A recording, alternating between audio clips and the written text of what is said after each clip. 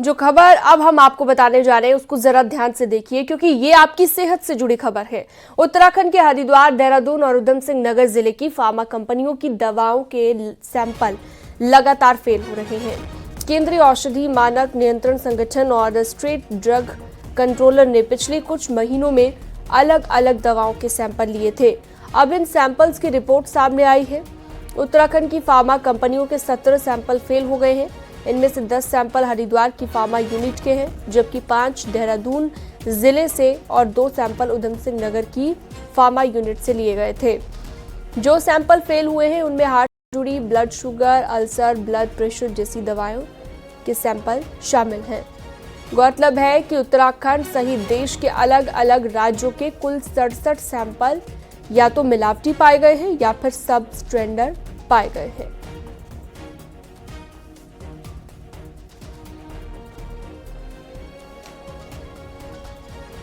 तो नकली दवाओं को लेकर ये बड़ी खबर है। इस वक्त हम आपको बता रहे हैं, देश भर के 67 दवाओं के सैंपल या तो नकली पाए गए हैं या फेल हो गए हैं, जिसके चलते अब उत्तराखंड की अकेले बात करें तो 10 सैंपल हरिद्वार की यूनिट के भी फेल हुए हैं। पुलकित शुक्ला हमारे साथ लाइव जुड़ चुके हैं इस पर ज्यादा जानकारी और अपडेट के साथ। पुलकित, वाकई ये एक बड़ी चिंता का विषय है कि बीपी, ब्लड शुगर जैसी दवाइयों के सैंपल फेल हो रहे हैं और एक बड़ा तबका ऐसा है जो इन बीमारियों से जूझ रहा है, तो जाहिर तौर पर उनके लिए ये नुकसानदायक होगा। जी, जाहिर तौर पर ये जो दवाइयों के सैंपल लिए गए थे ड्रग कंट्रोलर डिपार्टमेंट की ओर से, केंद्रीय औषधि मानक प्रकरण की ओर से जो है उसको यहाँ पर सब स्टैंडर्ड जो है उसमें पाया गया है। कई इस तरह की रिपोर्ट जो आई है, हालिया जो रिपोर्ट आई है उसमें सबसे ज्यादा जो हरिद्वार की 10 सैंपल है वो फेल हुए हैं। हालांकि उत्तराखंड के और भी जिलों के कुल 17 सैंपल फेल हुए हैं, लेकिन उसमें हरिद्वार क्योंकि दवा मैन्युफैक्चरिंग में एक बड़ा हब है, यहाँ पर बड़ी सैकड़ों की तादाद में हरिद्वार, रुड़की और दूसरी जगहों पर यहाँ पर जो है कई सैकड़ों की तादाद में फैक्ट्रियां चलती हैं। समय समय पर उन पर कार्रवाई होती है, छापेमारी होती है। नकली दवा का कारोबार भी यहाँ पर जो है बड़े पैमाने पर पाया जाता है। ये जो दवाइयां फेल हुई है ये आमतौर पर इस तरह की दवाइयां हैं जिनको लोग कंज्यूम करते हैं। BP, sugar, thyroid, digestive system जैसी जो दवाइयां हैं वो आमतौर पर लोग उनको कंज्यूम करते हैं। घरों घरों में वो जो है खाई जाती है, उनका सेवन किया जाता है, डॉक्टर भी उनको लिखते हैं, तो लोग इन दवाइयों का सेवन करते हैं। ऐसे में अगर ये दवाइयां सब स्टैंडर्ड या नकली अगर पाई जाती है तो ये जाहिर तौर पर लोगों की सेहत से जुड़ा हुआ सीधा ये सवाल है। और इसमें यह भी सवाल है कि कार्रवाई तो सैंपलिंग की कार्रवाई समय समय पर जरूर की जाती है, लेकिन जब दवाइयां सब स्टैंडर्ड या नकली पाई जाती है तो उस पर कोई ठोस कार्रवाई क्यों नहीं की जाती? क्योंकि ये पहली बार नहीं है जब हरिद्वार के जो दवा मैन्युफैक्चरर्स हैं, दवा के जो इंडस्ट्रियल एरिया है, उनसे पहले इससे पहले भी यहाँ पर जो दवाइयां हैं उसके सब स्टैंडर्ड पाई गई हैं, उनके सैंपल फेल हुए हैं, लेकिन कोई ठोस कार्रवाई यहाँ पर होती हुई नजर नहीं आती। और उनके लाइसेंस रद्द करने की किसी तरह की कुछ हल्की फुल्की कार्रवाई इस पर की जाती है और उसके बाद कुछ समय बाद देखने के लिए आता है कि जो दवा मैन्युफैक्चरर्स हैं जो गलत ढंग से दवाइयां बना रहे हैं या नकली दवाइयां बना रहे हैं या सब स्टैंडर्ड दवाइयां बना रहे हैं, वो फिर से एक बार अपना उत्पादन शुरू कर देते हैं और ये जो लोगों की सेहत पर ये सीधा असर करती है। तो जरूरत है कि जो हरिद्वार में जो इतने बड़े पैमाने पर दवाइयों का कारोबार चल रहा है उसमें सब स्टैंडर्ड दवाइयों के साथ साथ नकली दवाओं का कारोबार भी चल रहा है, एक ठोस कार्रवाई उस पर जो है की जाए ताकि किसी भी तरह की जो लोगों की सेहत के साथ जो खिलवाड़ हो रहा है इस तरह का कोई खिलवाड़ ना हो। जो भी दवाइयां यहाँ पर बनाई जा रही हैं वो पूरी तरह से मानकों के अनुसार बिल्कुल शुद्ध दवाइयां यहाँ पर बनाई जाए। जी ठीक है, बहुत शुक्रिया तमाम जानकारी विस्तार से देने के लिए आपका पुलकित। बढ़ते हैं आगे, देहरादून की बात करते हैं जहां पर आज रोडवेज को मिलेगी 130 नई बसें। सीएम धामी बसों को हरी झंडी दिखाएंगे। सुबह 11 बजे आईएसबीटी से रवाना करेंगे मुख्यमंत्री पुष्कर सिंह धामी। रोडवेज के बेड़े में BS6 की बसें शामिल होंगी। तो सुबह 11 बजे आईएसबीटी से इन बसों को रवाना करेंगे मुख्यमंत्री पुष्कर सिंह धामी।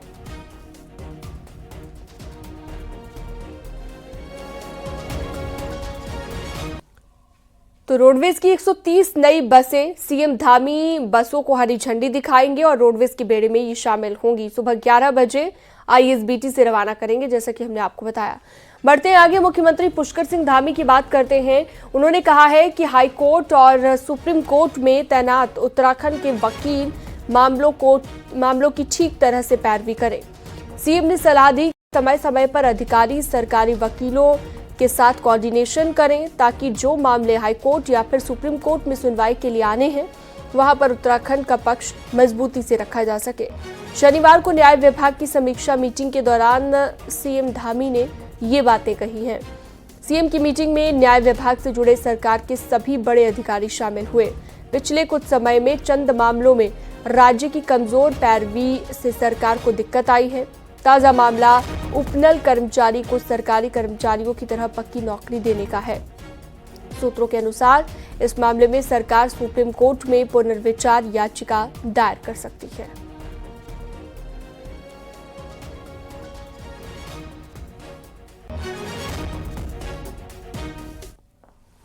देहरादून से अगली खबर है, जहां पर केदारनाथ उपचुनाव को लेकर बीजेपी और कांग्रेस पूरी ताकत के साथ तैयारियों में जुटी हुई है। अब नामांकन के सिर्फ 2 दिन बचे हैं और बहुत संभावना ये है कि दोनों पार्टियां बीजेपी और कांग्रेस आज शाम तक अपने कैंडिडेट्स घोषित कर दें।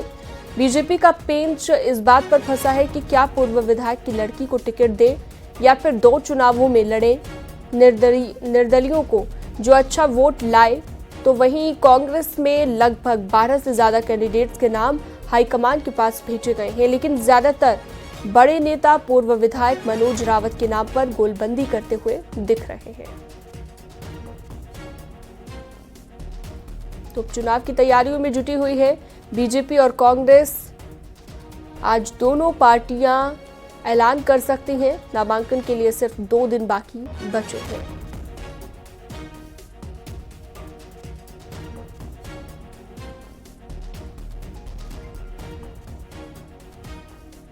तो लगातार तैयारियां चल रही हैं। पार्टी की तरफ से मंथन किया जा रहा है उम्मीदवारों के नाम को लेकर, और इसी बीच माना जा रहा है कि आज उम्मीदवारों के नाम का ऐलान दोनों पार्टियों की ओर से किया जा सकता है। आने वाले उपचुनावों को लेकर आज शाम तक दोनों पार्टियां अपने अपने कैंडिडेट्स का सिलेक्शन कर जनता के सामने रख सकती है। अनाउंसमेंट आज हो सकता है शाम तक। उपचुनाव से पहले बीजेपी और कांग्रेस दोनों के खेमे में काफी हलचल देखी जा रही है। दोनों बैठकों के जरिए मंथन कर रहे हैं।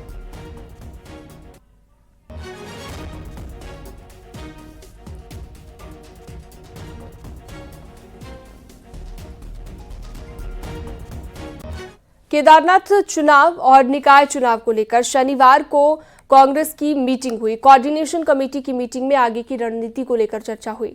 कांग्रेस प्रदेश अध्यक्ष करण बाहरा के मुताबिक बहुत जल्द केदारनाथ सीट उम्मीदवार के नाम का ऐलान हो जाएगा। वहीं केदारनाथ चुनाव के लिए कांग्रेस ने विधायक विक्रम सिंह और मनोज तिवारी 2 प्रभारी नियुक्त किए हैं, जबकि ललित और जयंत रमोला को सह प्रभारी बनाया गया है। वहीं नेता विपक्ष यशपाल आर्य ने कहा कि एकजुट होकर चुनाव लड़ा जाएगा। मंगलौर और बद्रीनाथ की रणनीति के हिसाब से ये चुनाव भी कांग्रेस जीतेगी।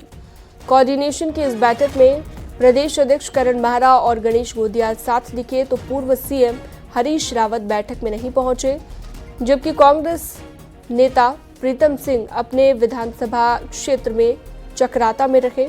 ऐसे में कोऑर्डिनेशन कमेटी में कोऑर्डिनेशन दिखा भी और नहीं भी।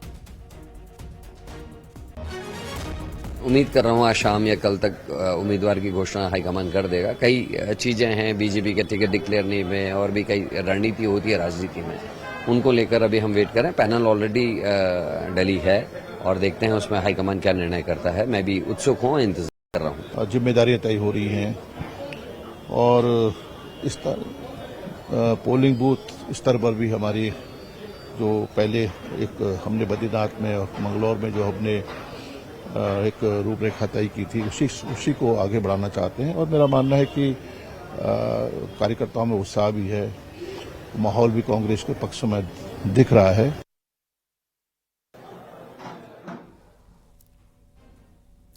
तो लगातार कांग्रेस बैठकें कर रही है। इसी कड़ी में कोऑर्डिनेशन कमेटी की भी यहां पर मीटिंग हुई है, जैसा कि हमने आपको बताया। यशपाल आर्य का कहना है कि बद्रीनाथ की तर्ज पर यहां पर भी अब हम चुनाव जीतने जा रहे हैं।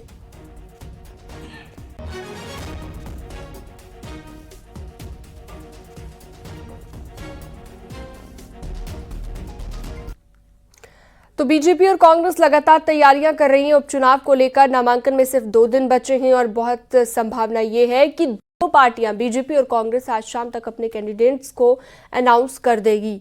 बीजेपी का पेंच इस बात पर फंसा हुआ है कि क्या पूर्व विधायक की लड़की को टिकट दें या फिर दो चुनावों में लड़े निर्दलीय को जो अच्छा वोट लाए। तो वहीं कांग्रेस में लगभग 12 से ज्यादा कैंडिडेट्स के नाम हाईकमान के पास भेजे गए हैं। संदीप हमारे साथ जुड़ गए हैं लाइव इस पर ज्यादा जानकारी के लिए। संदीप, लगातार दोनों ही पार्टियों में मंथन चल रहा है कैंडिडेट सिलेक्शन को लेकर, क्योंकि हर कोई चाहता है कि जिताऊ उम्मीदवार को ही चुनावी मैदान में उतारा जाए। दोनों पार्टियों में क्या स्थिति इस वक्त बन रही है, किन किन नामों को लेकर चर्चा है, जरा बताइएगा। जी बिल्कुल, आपको बता दें क्योंकि जो अभी स्थिति है, क्योंकि 20 तारीख को नामांकन होने है और ऐसे में 20 तारीख को मतदान होने और ऐसे में जो समय कम बचा है, लेकिन नामांकन की अंतिम तिथि वो भी 29 अक्टूबर को है, यानी 2 दिन अब बाकी है। लेकिन सबसे बड़ी बात यह है कि अभी तक बीजेपी और कांग्रेस के बीच यहाँ पर इस सीट पर मुकाबला देखने को मिल रहा है। लेकिन सबसे बड़ी बात है कि दोनों पार्टियों ने अभी तक अपने प्रत्याशी की घोषणा नहीं की है। अगर बीजेपी की बात करें तो यहाँ पर बीजेपी जो पूर्व विधायक है जिनके निधन के बाद यहाँ पे उपचुनाव है, शैला रानी रावत, उनकी लड़की है, और एक निर्दलीय अलग से जो मैदान में दो चुनाव में इससे पहले दोनों पार्टियों के लिए सिद्धर साबित हुए। ऐसे में वो भी बीजेपी के टिकट की दौड़ में है और एक जो शैला रानी रावत है उनको लेकर भी बीजेपी कहीं ना कहीं मंथन में है कि इनको भी टिकट दिया जाए। लेकिन अभी तक भी बीजेपी ने जो टिकट है उसको लेकर कोई घोषणा नहीं की है और जल्द ही बताया जा रहा है कि आज शाम तक बीजेपी भी इन टिकटों की जो दावेदार है उनकी घोषणा कर सकती है। लेकिन उसी पर वही कांग्रेस के भीतर भी कहीं कहीं दावेदारी को लेकर एक लंबी फेहरिस्त है। लेकिन सबसे बड़ी बात है कि जो पूर्व विधायक है वहां पर मनोज राउत, उनके नाम पर अधिकांश सहमति वहां पे बनती देखी जा रही। तो कहीं ना कहीं देखा ही जा रहा है कि अब यदि आज शाम तक बीजेपी और कांग्रेस अपना टिकट अपने दावेदार खड़े करती है, उनकी घोषणा करती है, तो उसके बाद कहीं ना कहीं जो निर्दलीय हैं वो दोनों पार्टियों के लिए कहीं ना कहीं सिद्धर साबित हो जाएगी। ठीक है, बहुत शुक्रिया संदीप तमाम जानकारी के लिए। बीएसपी बीजेपी के साथ कांग्रेस में रह चुके हरक सिंह रावत का राजनीतिक करियर क्या होगा, केदारनाथ चुनाव के साथ इसको लेकर भी सवाल है। तो 2027 से पहले हरक सिंह रावत खुद अपना रास्ता बनाने का दावा कर रहे हैं। एक रिपोर्ट आपको दिखाते हैं।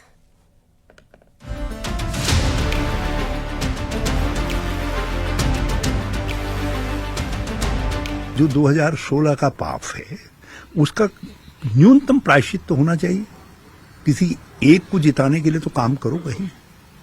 इस लोकसभा में अवसर था, लेकिन मुझे नहीं लगता कि श्रीनगर या हरिद्वार या कहीं किसी संसदीय सीट में वो काम करते दिखाई दिए। यदि वो ऐसा कर देंगे तो मैं उनको आशीर्वाद दूंगा। कांग्रेस नेता हरीश रावत ने ये बात बीते सोमवार को हरक सिंह रावत को लेकर कही। वही हरक सिंह रावत जिनका हरीश रावत से 36 का आंकड़ा रहा। तो 2016 की बगावत के बाद अब तक दोनों एक दूसरे को बर्दाश्त नहीं कर पाते। हरीश रावत चाहते हैं कि पहले हरक सिंह किसी सीट पर पार्टी को जिताने का काम करें, तभी भविष्य के लिए आशीर्वाद मिलेगा।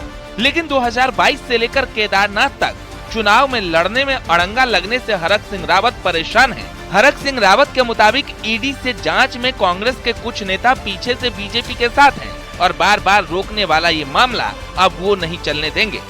काम करेंगे, कोई जरूरत थोड़ी कि एमएलए बनना सबको। लोग तो एक बार नहीं बन पाते एमएलए। और मैंने सैलरी से भी कहा भाई, अब मैंने कहा अब उम्र बोलो या इसको हमारा घमंडी कह दो थोड़ी देर के लिए कि भाई अब इतनी बार विधायक मंत्री रहने के बाद। कांग्रेस में एक दूसरे का काम खराब करने की राजनीति पुरानी है, तो उत्तराखंड कांग्रेस में भी धड़े बटे हुए हैं। इसी धड़ेबाजी का नतीजा है कि केदारनाथ चुनाव में उम्मीदवार को लेकर एक राय नहीं बन पा रही। तो हरक सिंह रावत को एक बार फिर मौका नहीं मिला। ऐसे में कांग्रेस में एक के बाद एक कंट्रोवर्सी जारी है। मेरी जो जानकारी है सुपरस्ट, क्योंकि मैं अध्यक्ष हूँ पार्टी का, हरक सिंह रावत जी ने तो अप्लाई नहीं किया। हरक सिंह रावत जी ने कभी चुनाव लड़ने की इच्छा ही नहीं जाहिर की। हरक सिंह रावत जी ने खुद ही कहा कि मैं चुनाव नहीं लड़ना चाहता हूँ। तो इसमें हरीश रावत जी कहें चुनाव नहीं लड़ने दूंगा या हरक सिंह कहें मैं चुनाव लड़ूंगा या नहीं लड़ूंगा, ये तो बात ही नहीं है। हरक सिंह जी ने खुद ही चुनाव नहीं लड़ने का फैसला किया है।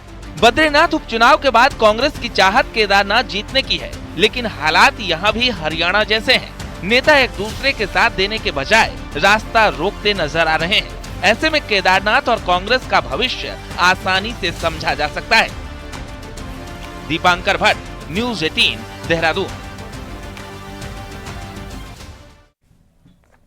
नैनीताल में कल भी छात्र नेताओं ने विश्वविद्यालय का घेराव किया है। इस दौरान छात्रों ने नारेबाजी कर सरकार से जल्द चुनाव कराने की मांग की है। छात्रों का कहना है कि दीपावली की छुट्टी के बाद आंदोलन को उग्र किया जाएगा और किसी भी महाविद्यालय में परीक्षाओं को नहीं होने देंगे। हालांकि छात्रों के इस विरोध के बाद कुमाऊं विश्वविद्यालय के आगे मुसीबत खड़ी हो गई है कि 9 नवंबर से होने वाली परीक्षाएं आखिर कैसे कराई जाए। छात्र आंदोलन पर हैं और विश्वविद्यालय 9 नवंबर से परीक्षा शुरू कर रहा है, लेकिन सवाल ये है कि छात्रों के कैंपस कॉलेज बंद के आह्वान के बीच परीक्षाएं कैसे होंगी। दूसरी तरफ विश्वविद्यालय प्रशासन लगातार शासन से इस मामले में बातचीत कर रहा है, लेकिन अभी तक कोई निर्देश नहीं मिले हैं।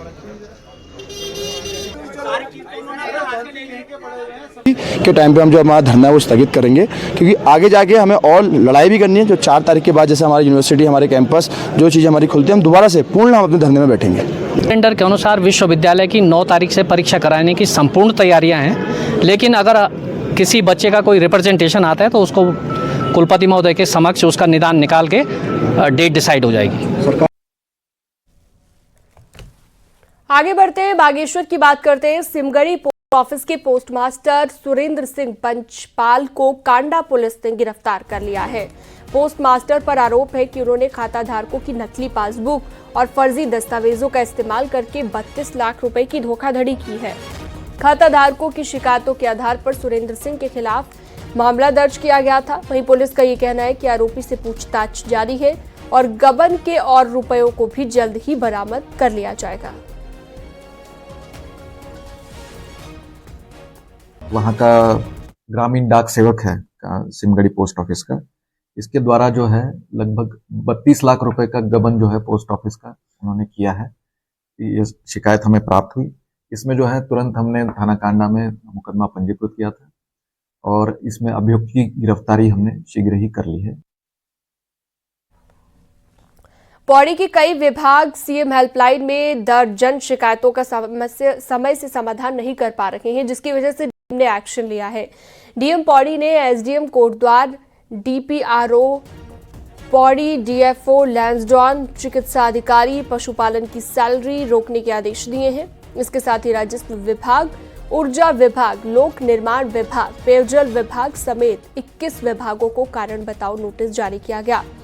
डीएम पौड़ी ने बताया कि सीएम हेल्पलाइन में जिले की 119 शिकायतें 36 दिन से अधिक समय बीतने के बाद भी दर्ज है, जिस पर सुस्त अधिकारियों पर ठोस कार्रवाई की जा रही है। सीएम हेल्पलाइन में आज जो रिव्यू किया गया तो उसमें विभिन्न विभागों की स्थिति ठीक थी, लेकिन 36 दिनों से अधिक वाली जो शिकायतें थी उनका नंबर 119 था। तो संबंधित अधिकारियों को जिनके स्तर से शिथिलता बरती गई उन्हें शो कॉज नोटिस दिए जाने और वेतन आहरण पर रोक लगाए जाने जैसे निर्देश दिए गए। उत्तराखंड के कई जिलों में गुलदार की दहशत दिखाई दे रही है। कई जगहों पर भालू ने भी आतंक मचाया हुआ है। एक रिपोर्ट आपको दिखाते हैं।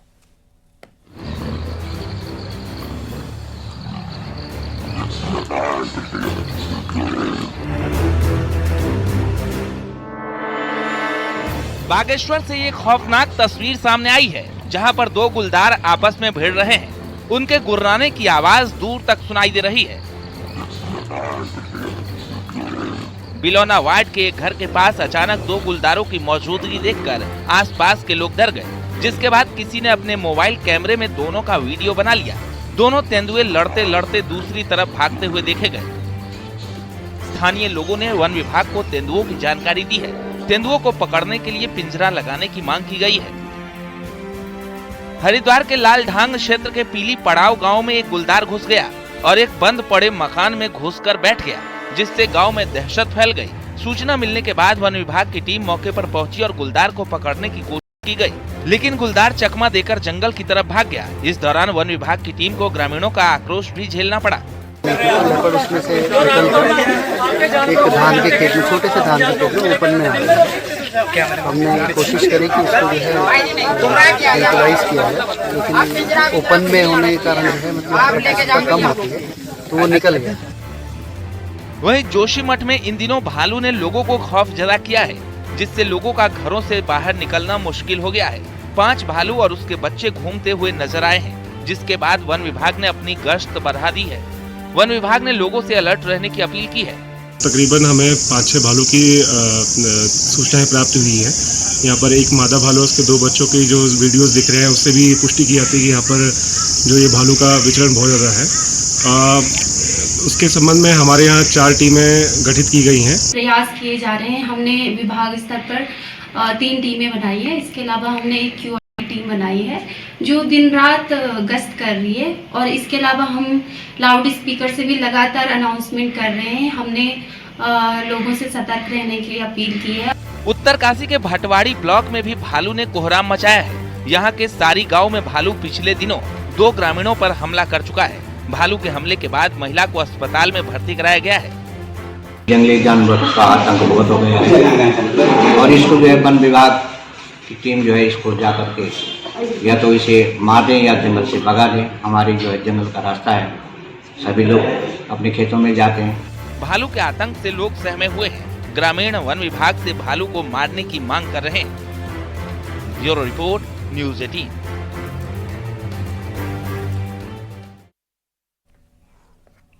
और अब एक नजर पहाड़ की 10 बड़ी खबरों पर। नैनीताल में खाद्य विभाग की टीम ने दुकानों में छापेमारी की है। इस दौरान कई दुकानों से नकली दवाओं के साथ साथ मिठाई के सैंपल लिए गए, तो कई दुकानों के सामान की जांच भी की गई है।